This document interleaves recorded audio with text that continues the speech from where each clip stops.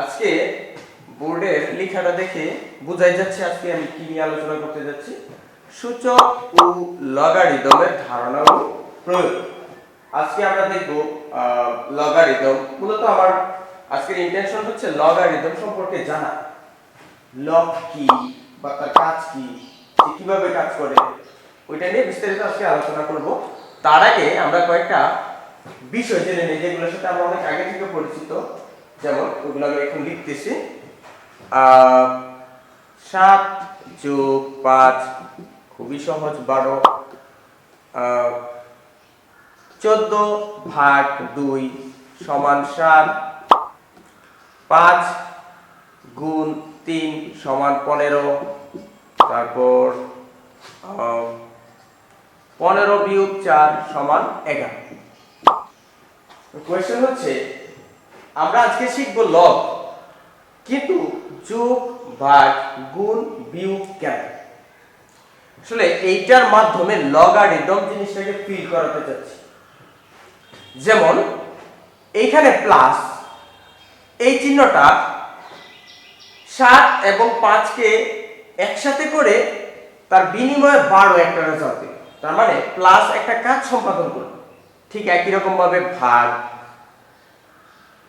14 কে 2 দ্বারা ভাগ করলে ফলাফল 7 পাই। তার মানে ভাগও কোনো না কোনো একটা কাজ করলো যার বিনিময়ে 14 এবং 2 সংখ্যাটা থেকে নতুন একটা সংখ্যার সাথে জন্ম হলো। একইভাবে 5 কে 3 দ্বারা গুণ করলে 15, 15 থেকে 4 কে বিয়োগ করলে 11। মানে আমরা মূল কথাটা হচ্ছে যে এই চিহ্নগুলা কোনো না কোনো একটা কাজ করতে পারে, কোনো না কোনো একটা কাজ করতে পারে। প্লাসকে ইংরেজিতে এভাবে লিখে PLUS প্লাস, এটা হচ্ছে ডিভিশন, DIVI SIUN ডিভিশন, তারপর হচ্ছে মাল্টিপ্লেকশন গুণ, MULTIPLECTIUN মাল্টিপ্লেকশন। তারপর হচ্ছে এটা হচ্ছে সাবট্রাক্ট বা মাইনাস, MINUS মাইনাস। এখন এগুলো আমি কেন বোঝাচ্ছি, তার পিছনে কি এমন যুক্তি আছে? আসলে ধরো তোমাকে একটা গুণ করতে বললো যে 5 গুণ 2 গুণ 7 গুণ 4 গুণ 3। এখন ধরো এই গুণ চিহ্নটা যখন আবিষ্কৃত হয় নাই তখন লেখাটা কিভাবে লিখতো, যে 5 মাল্টিপ্লেকশন, তারপর লিখতো 2, তারপর আবার মাল্টিপ্লেকশন, আবার লিখতো 7। এইভাবে কতবার এখানে অঙ্ক করাটা না যতটা কষ্টসাধ্য তার চেয়ে বেশি কষ্টসাধ্য হচ্ছে এইগুলাকে লিখা। তখন তারা সবাই সম্মিলিতভাবে চেষ্টা করলো যে এই লেখাটা থেকে বাঁচার উপায় কি। ম্যাথ করার ক্ষেত্রে যতটা না ম্যাথ করা লাগে তার চেয়ে বেশি এই ইংরেজি লেখাগুলো লিখা লাগে। তখন তারা চিন্তা করলো যে মাল্টিপ্লেকশন শব্দটাকে এইভাবে প্রকাশ করবে। বুঝা গেছে ব্যাপারটা? এভাবে ঠিক একই রকম ভাবে প্লাস এইটার জন্য এই চিহ্নটা আবিষ্কার হলো, ডিভিশন এটার জন্য এই চিহ্নটা, তারপর মাল্টিপ্লেকশন এটার জন্য এই চিহ্নটা, মাইনাস এটার জন্য এই চিহ্নটা আবিষ্কৃত হলো যেন বারবার আমাদেরকে ইংরেজি ওয়ার্ডগুলো লিখতে না হয়। আশা করি বুঝা গেছে ব্যাপারটা। হ্যাঁ, তাইলে এই এদেরকে আবিষ্কার করা, এই চিহ্নগুলো আবিষ্কার করার পিছনে কারণ হচ্ছে যেন বারবার এদেরকে আমাদের লিখতে না হয়। কিন্তু তোমরা মনে রাখবা যে প্লাস মাইনাস, মাল্টিপ্লিকেশন, ডিভিশন এরা প্রত্যেকই কোনো না কোনো কাজ করতে পারে। ঠিক তাদের মতো লগও একটি কাজ করতে পারে, সেটা এখন আমরা দেখব। যারা কাজ করতে পারে মূলত তারাই হচ্ছে অপারেটর। প্লাস একটা অপারেটর, ভাগ একটা অপারেটর, গুণ একটা অপারেটর, বিয়োগ একটা অপারেটর। ঠিক একইভাবে লগ এইটাও একটি অপারেটর, সেও কাজ করতে পারে। এখন কোয়েশ্চেন হলো কি কাজ করতে পারে? আমরা একটা সূচকীয় উক্তি দেখি যে 2 কিউব সমান 8, 2 কিউব ইকুয়ালস টু 8। এখানে 2 এর উপর পাওয়ার 3, 2 এর উপর পাওয়ার 3। বুঝা গেছে ব্যাপারটা? এই যে 2 এর উপর পাওয়ারটা ধরো যে নাই এখানে, লগ কি করবে, লগকে যদি তুমি 2 এবং 8 দাও, সে 2 এবং 8 কে প্রসেস করে এটার উপর যে পাওয়ারটা ছিল তাকে বের করে দেবে। বুঝাইতে পারছি? এখন আমি एग्जांपल দিয়ে বুঝাচ্ছি যে এই সূচকীয় উক্তিটাকে লগের সাহায্যে কিভাবে লিখতে হয় আগে সেটাকে শিখি।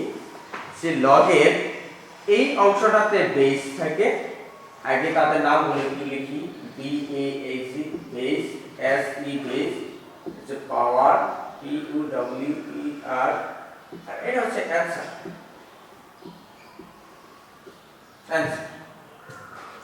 লগের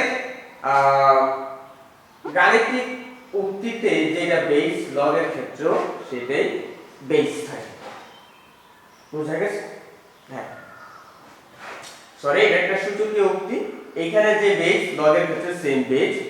লগের কাজ যেহেতু পাওয়ার নির্ণয় করা, তার মানে এই পাওয়ারটা থাকবে লগের সমানের ওই পাশে, মূলত এভাবেই লেখা হয়।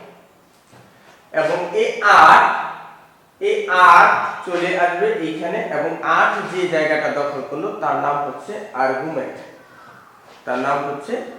আমি লিখে দিই, এইটা বেস,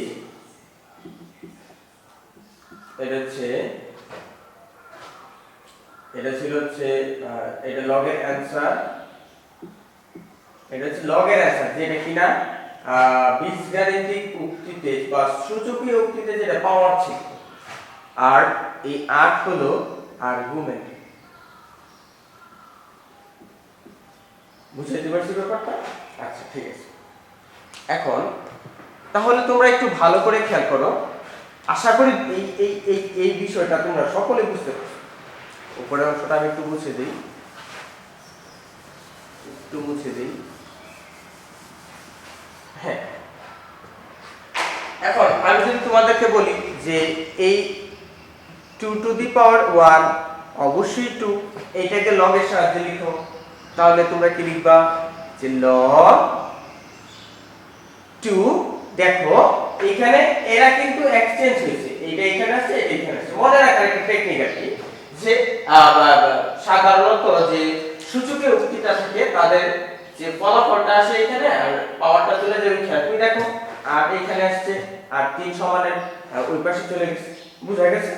তাইলে আমরা বলতে পারতাছি স্যার এই যে বেসকে লিখলাম, যে বেসকে এখানে লিখে দিলাম, তাহলে এইটা এখানে আসবে, এটা এখানে যাবে, তার মানে এইটা এখানে আসবে আর 1টা ওখানে যাবে। সিম্পল।